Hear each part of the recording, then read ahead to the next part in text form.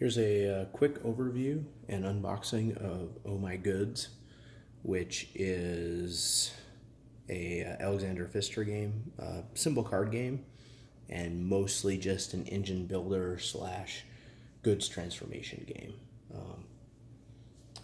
It's pretty quick, although the rules I would say are a little clunky sometimes. Like people didn't understand exactly what's going on. So inside you'll get instructions in English and German. You'll get a bunch of cards here. So you have a whole bunch of cards, and for the most part this is just, they're all the same. They all have this goods thing on them, except for things like that got mixed in. But so you have all your goods, and we'll talk about a few of these things. So you'll have your main person, which goes over the turn order, which we'll talk about. You have your starting building, which is a version of the char burner to make charcoal.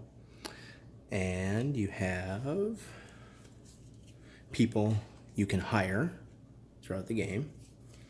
And we have other buildings that also act as goods.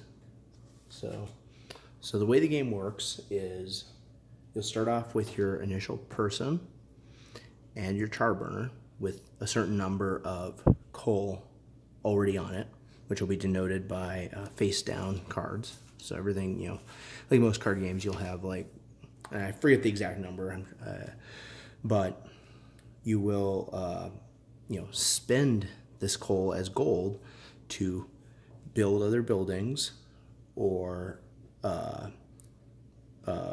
spend the resources. You know, you can also spend this as coal in other buildings to turn into more valuable resources throughout the game.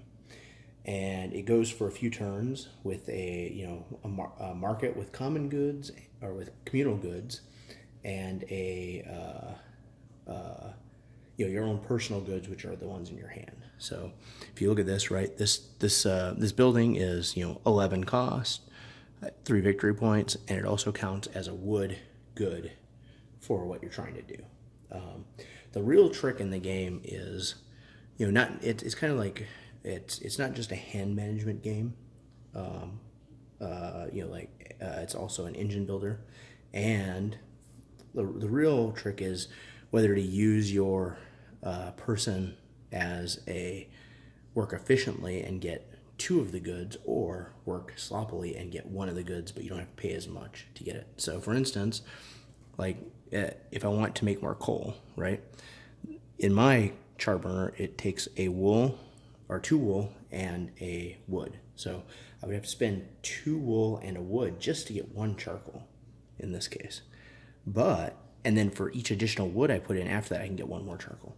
But if I work sloppily, I'll only get 1 of the goods, but I can pay 1 less. So I could pay like 1 wool and 1 wood, or 2 wool and no wood, and then spend a bunch of wood in that one for each turn. So that's, I think that's the interesting part of the game.